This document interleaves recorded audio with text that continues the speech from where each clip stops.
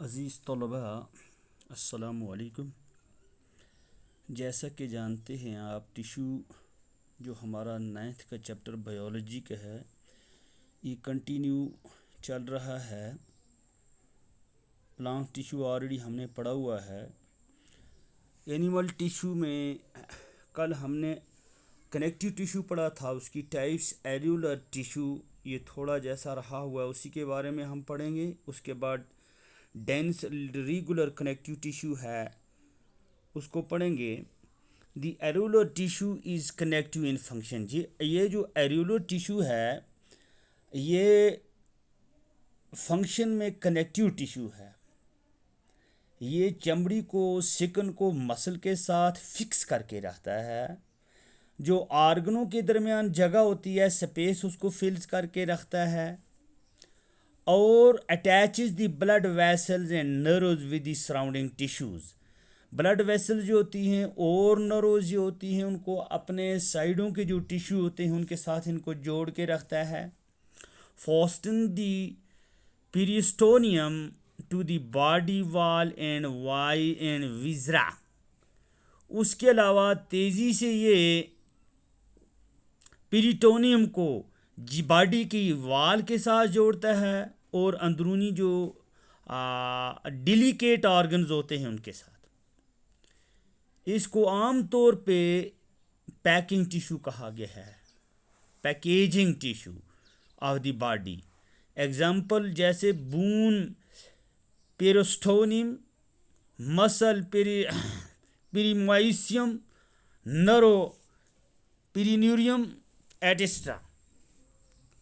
उसके बाद dense regular connective tissue आता है। ये भी हमारे कनेक्टिव टिश्यू की हमारा एक कनेक्टिव टिश्यू है। इसमें जो फाइबर्स होते हैं ये डेंसली पैक्ड होते हैं, बिल्कुल जुड़े हुए होते हैं। और सेल इसके वो भी जो होते हैं डेंसली पैक्ड होते हैं। The fibers are loose and very elastic. और जो इसके फाइबर्स होते हैं वो लूज होते हैं और इलास्टिक होते हैं, यानी ये खींचे जा सकते हैं। They are secreted by the surrounding connective tissue cell. और आसपास के जो सेल्स होते हैं टिश्यू सेल, उनको ये सेक्रेट करते हैं। This tissue is the principal component of tendons and ligaments. और ये टेंडन और लिगामेंट का बड़ा हिस्सा होते हैं। अब टेंडन क्या होता है और लिगामेंट्स क्या होते हैं? Tendons are called like very tough inelastic bundle of white collagen fibers. ये तो कोलेजन फाइबर्स के बड़े यानी कार्ड की तरह के बहुत सख्त इन इलास्टिक होते हैं, इनको खींचा नहीं जा सकता है। वाइट कोलेजन के ये बंडल्स होते हैं फाइबर के, जो एक दूसरे के साथ जुड़े हुए होते हैं। इनको कौन जोड़ के रखता है? Areolar tissue. The cell present in the tendons are elongated fibroblasts. और इसके जो सेल्स होते हैं ये लंबे लंबे होते हैं, fibroblast, which lie in almost continuous rows hair. और ये लंबी लंबी दी यानी क्या बनाते हैं? कतारें बनाते हैं यहाँ और वहाँ। The tendons connect the skeletal muscle. और ये टेंडन्स जो होते हैं ये स्केलेटल मसल को बून के साथ जोड़ के रखते हैं। उसके बाद इसी की दूसरी जो किस्म है वो लिगामेंट्स हैं। Ligaments are cord formed by yellow elastic tissue. Yellow elastic tissue के ज़रिए ये तैयार होते हैं।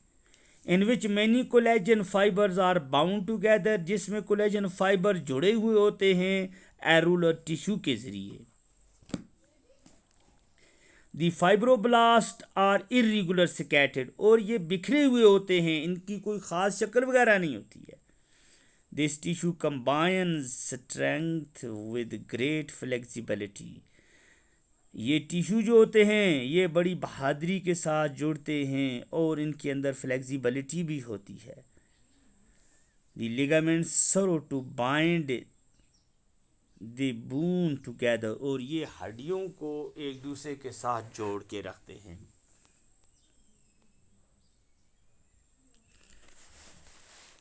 उसके बाद हमारे पास इस टिश्यू में तीसरी जो किस्म है इसकी कनेक्टिव टिश्यू को कि ये एडिपोज टिश्यू आता है। एडिपोज इज़ प्राइमरी ये fat storing tissue.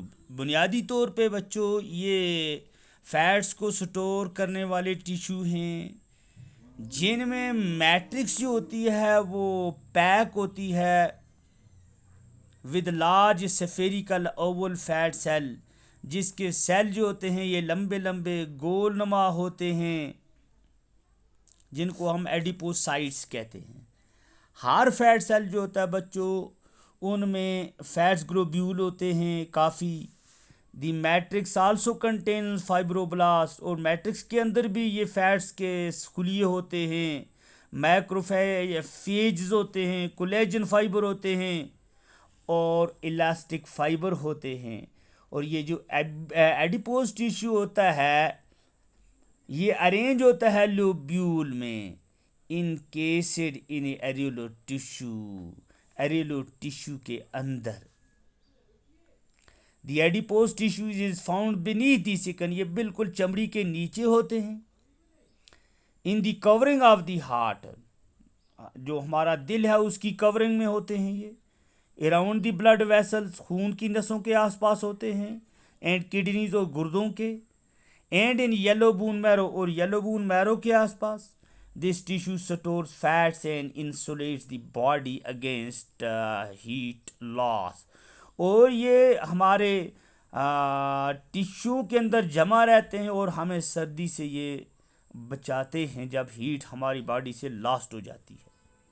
It forms a shock absorbing cushion around the kidney, गुर्दों के आसपास ये एक पर्दा बना के रखते हैं ताकि गुर्दों को कुछ तकलीफ ना पहुंचे। और हमारा जो आई बाल है उसके आसपास। Blubber in whales is in fact insulating fat body, यानी वेल के अंदर भी इसकी एक बॉडी कवरिंग होती है, उसके अंदर भी फैट्स होते हैं जिनसे ये इंसुलेशन का काम करते हैं।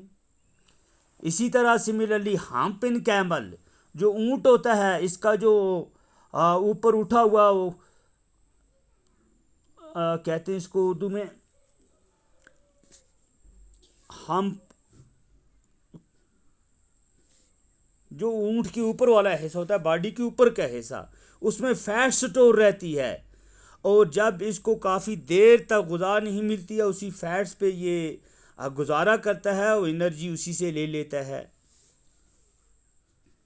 उसके बाद स्केलेटल टिश्यू फॉर्म दी रिजिड स्केलेटन, ये सख्त किस्म की वो हड्डियों का ढांचा तैयार करता है जो वर्टिब्रेट बॉडी को सपोर्ट करता है, यानी जिनके अंदर रीढ़ की हड्डी होती है जिसमें इंसान भी आते हैं।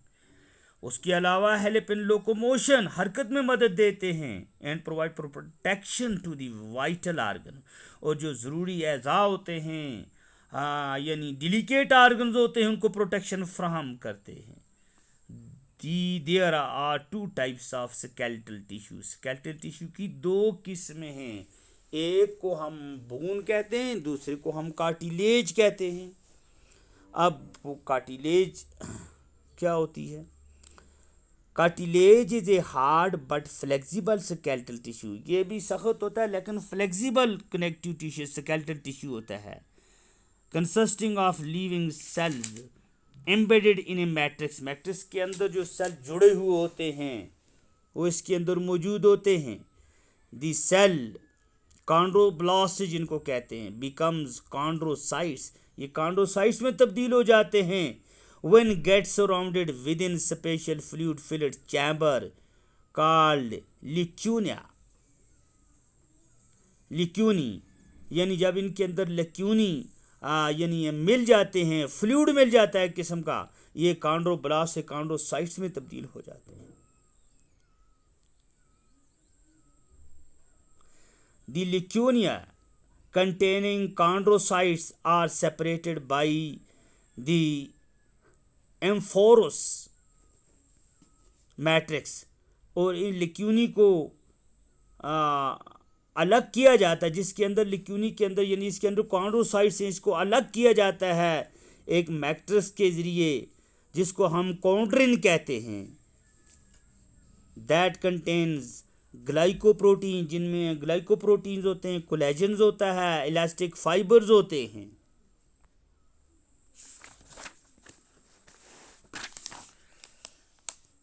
The surface of cartilage is surrounded by irregular connective tissue। जो ये हमारा कार्टिलेज होती है, इसको इरेगुलर कनेक्टिव टिश्यू यानी घेर के रखते हुए होते हैं और इसको कॉन्ड्रियम बनाते हैं। जो इसकी नशोनुमा होती है कार्टिलेज की, occur continuously due to the multiplication of chondrocytes by mitosis. Mitosis के जरिए ये कॉन्ड्रोसाइट सेल जो होते हैं ये लगातार मल्टीप्लाई होते रहते हैं, और डिपोजिशन ऑफ मैट्रिक्स, और इसके अंदर जज्ब हो जाता है matrix within existing cartilage, जो ऑलरेडी इसके अंदर कार्टिलेज होती है, and form activity of the deeper cell of the perichondrium, जिसकी वजह से जो गहरे किस्म के सेल, गहरे सेल्स होते हैं पेरिकॉन्ड्रियम, ये अपना काम करने में यानी लगे रहते हैं लगातार। Blood vessels nerves are absent in the matrix. Matrix के अंदर ब्लड वेसल नर्व सेल मौजूद नहीं होती हैं, ये एब्सेंट होती हैं। ये कहाँ पाए जाते हैं? अकुरेंस इनका। This tissue occurs in very few part of the body. ये हमारे जिस्म के बहुत कम हिस्सों में, चंद हिस्सों में पाए जाते हैं।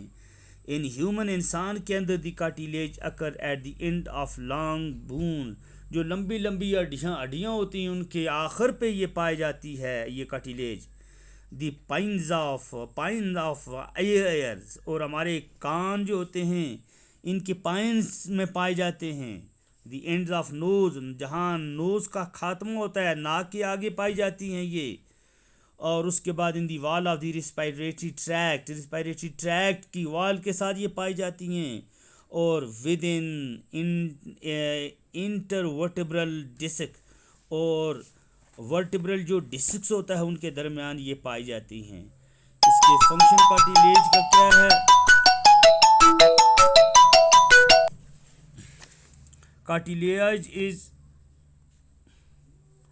Cartilage is more compressible than bone. ये बोन की बनिस्बत इसको कंप्रेस किया जा सकता है। It absorb stresses and provide flexibility to the body parts, और ये काफ़ी दबाव को जज़ब भी करती है और हमारे बॉडी के हिस्सों को ये फ्लेक्सिबिलिटी फराहम करती है। ये हमारे आज का जो टॉपिक था बच्चों, ये अपने अख्ताम को पहुंचता है। तो इंशाअल्लाह इससे आगे कल हम बोन पढ़ेंगे। बाकी वस्सलाम।